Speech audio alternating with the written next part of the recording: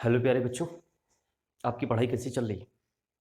Hope कि आपकी पढ़ाई अच्छी चल रही होगी। चलिए हम लोग अपनी सीरीज़ को आगे बढ़ाते हैं। कल कुछ क्वेश्चंस किए थे हम लोगों ने, आज फिर उसके आगे के कुछ क्वेश्चंस करते हैं और उसी तरह बिल्कुल एक एक पॉइंट समझकर बहुत अच्छे तरीके से। तो आपके सामने कुछ क्वेश्चन लिखे हुए हैं, सबसे पहले इन्हें डिस्कस किया जाता है। तो लिखा हुआ है which one of the following SI unit is not correctly matched.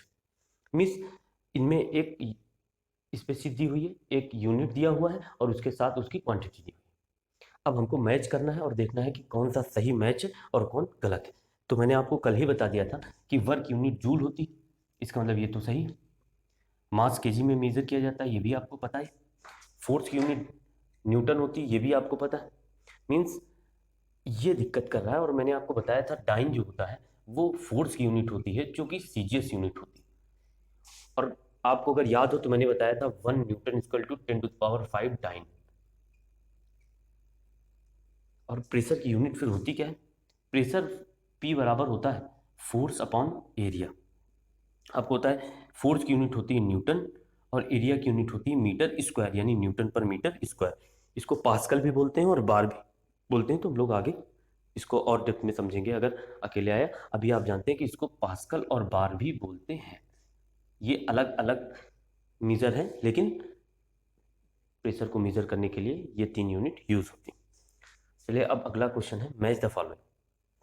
तो सबसे पहला है वॉट। आपको पता है वॉट में हम पावर को मेजर करते हैं। नॉट, नॉटिकल माइल और कैलोरीज, इन पर थोड़ा सा बात कर लेते हैं। देखिए सबसे पहले हम जानते हैं कैलोरीज क्या है, कैलोरी क्या है। तो आपको पता है कैलोरी मतलब होता है एनर्जी और हीट मतलब भी एनर्जी होता है। मीन्स कैलोरी हीट की यूनिट है, ये तो बात हमें पता चल गई। आपने सुना होगा हीट की और एक यूनिट है, हीट एनर्जी है और एनर्जी की एक यूनिट और होती है जूल। जी हाँ, जूल वर्क की भी यूनिट है और एनर्जी की भी यूनिट। वर्क की भी यूनिट जूल होती है और एनर्जी की भी यूनिट जूल होती है। उसका कारण क्या है कि एनर्जी और वर्क एनालॉगस है। अगर वर्क हो रहा है मीन्स एनर्जी है, अगर एनर्जी है तभी वर्क होगा। इसका मतलब है कि एनर्जी और वर्क एनालॉगस है। इसको ऐसे भी समझ सकते हैं, जैसे मान लीजिए आपके पास 1000 जूल एनर्जी है और आप कहीं से घूम कर आए और इसके बाद आपको मेजर किया गया, फिर से नापा गया, तो आपके पास केवल 500 जूल एनर्जी बची। तो मैं ये बता सकता हूं कि आप बाहर गए और आपने 500 जूल का काम किया है। तो मीन्स जितनी एनर्जी होगी उतना ही आप काम कर सकते हैं। तो एनर्जी और वर्क की दोनों की यूनिट जो होती है वो सेम होती है, इसकी भी जूल इसकी भी जूल। ठीक, कैलोरी भी होती है, अभी मैंने आपको बताया, लेकिन इनमें एक रिलेशन होता है। 1 कैलोरी बराबर होता है 4.18 जूल। इसको लिखा जाता है 4.2 जूल। अप्रॉक्सीमेट 4.18 है, हम 8 हटाएंगे तो ये 2 हो जाएगा। तो कैलोरी और ये तो हमने जान लिया वाट। अब नॉट और नॉटिकल माइल जानते हैं। देखिए नॉटिकल माइल पहले जान लेते हैं क्योंकि ये आसान है। नॉटिकल माइल का मतलब होता है जब हम वाटर बॉडी पे ट्रेवल करते हैं। जैसे हम लैंड पे ट्रेवल कर रहे हैं तो हम बहुत सारे किलोमीटर, मीटर, माइल्स ये यूज़ करते हैं, लेकिन जब हम वाटर पे ट्रेवल करते हैं तो नॉटिकल माइल यूज़ होता है। नॉटिकल माइल का मतलब होता है वाटर पे हम कितना चल गए। लेटीट्यूड पर 1 डिग्री जो होता है वो एक नॉटिकल माइल है। किलोमीटर में अगर इसकी बात की जाए तो IHO, इंटरनेशनल हाइड्रोग्राफिकल ऑर्गेनाइजेशन ने इसका जो स्टैंडर्ड सेट किया वो लगभग एक नॉटिकल माइल बराबर उन्होंने सेट किया 1.852 किलोमीटर। ये सेट किया उन्होंने। एक नॉटिकल माइल बराबर 1.8। आप अगर 1.8 भी याद रखेंगे तो सफिशिएंट है। 1.8 किलोमीटर, 1.8 किलोमीटर होता है एक नॉटिकल माइल में। ठीक, अब नॉटिकल माइल से ही नॉट निकल आएगा कि जब हम 1 नॉटिकल माइल पर आवर चल रहे हो, 1 आवर चल रहे हो, तो हमारी जो स्पीड होगी वो 1 नॉट होगी। मतलब 1 नॉट का मतलब होता है 1 नॉटिकल माइल पर आवर। यानी 1 आवर में अगर 1 नॉटिकल माइल कोई चल रहा है तो उसकी स्पीड 1 नॉट होगी और स्पीड ऑफ शिप ये है। देखिए नॉट के पीछे एक बहुत अच्छी कहानी है। पुराने समय में हमारे पास कोई और अदर इंस्ट्रूमेंट नहीं होता था नापने के लिए, तो एक लकड़ी का लॉग होता था, ब्लॉक, और उस पर क्या होता था, रस्सी से हम कई सारी नॉट लगा देते थे और उसको फिर क्या करते थे, फ्रीली छोड़ दिया जाता था और फिर हम देखते थे कि कितनी नॉट क्रॉस कर गया है एक डिफिनिट टाइम के बाद, और इसी से हम जानते थे कि हमारा शिप किस स्पीड से चल रहा है। तो आज वही बन गया है नॉट, हमारा मेजरिंग यूनिट स्पीड का। तो अगर कोई शिप पानी में चल रही हो तो नॉट से मेजर करते हैं, 1 knot equal to 1 nautical mile per hour, और 1 नॉटिकल माइल कितना होता है, 1.85 किलोमीटर। होप कि अब पूरी कहानी आपको समझ में आ गई। चलिए ठीक है, तो अब हम लोग नेक्स्ट स्लाइड पे चलते हैं और कुछ और क्वेश्चन डिस्कस करते हैं।